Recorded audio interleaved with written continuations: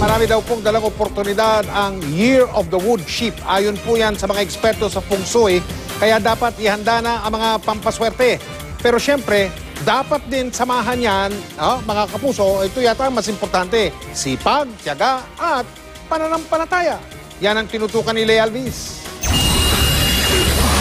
Sheep o tupang figurine, money tree, crystals gaya ng amethyst at citrine, 5 elements vase, trinity pendant, all-in-one bracelet at prosperity basket. Ang lucky colors, yellow, blue at white. Prosperous colors naman ang green at red. Ilan lang ito sa mga pampaswerte daw ngayong 2015 na Year of the Wood Sheep. Marami raw oportunidad para sa pag-unlad ang dala ng 2015 ayon sa feng shui practitioner na si Johnson Chua. Number one, may expect po natin sa wooden sheep is more on about prosperity. Kasi wood isang tinatawag natin diyang pag-usbong eh. So mas maraming mga in terms of money, expansion, business, opportunity in terms of like gaining more financial luck. Pero para di raw makontra ang buenas, dapat daw na iwasan ang negatibong kaisipan. Sa 2015, may dapat mag-iingat lang tayo in terms of sa negative emotion. Because next year po, ang wooden po natin is yin. Pag sinabi mong yin, hindi masyado stable ang energy. So ang money pwede nagpa-pass by, ang emotion pwede napabalutan ng fear or doubts. Ang sorte, tayo po may gawa eh.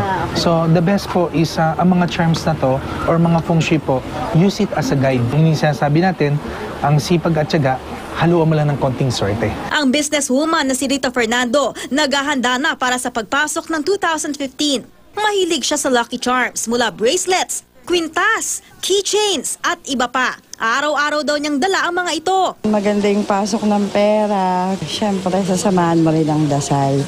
Tsaka kailangan lagi kang positive na magkakatotoo yung gusto mong mangyari sa susunod na taon. Ang merchandising manager na si Buddy Denzon, suki rin ng feng shui. Pag-aaralan daw niya kung paano pa magiging buenas ang 2015 para sa kanya. Pero tulad ni Rita, di raw siya umaasa sa mga pampaswerte lang. At least nag-guide ka kung ano yung in store for you for the year. Kailangan siyempre magtrabaho ka, hard work.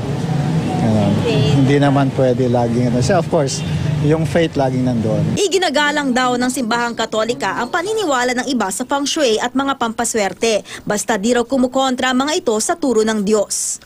As long as it is not cultic in the sense of doing away with the power and love of God, there's nothing wrong.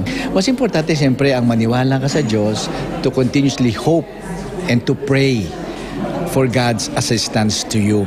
Ngayong pagpasok ng bagong taon, tandaan na ang tunay daw na pampaswerte, positibong pananaw sa buhay, sipag at tiyaga, pagmamahal sa pamilya at pananampalataya sa Diyos. Lea Alvis, GMA News.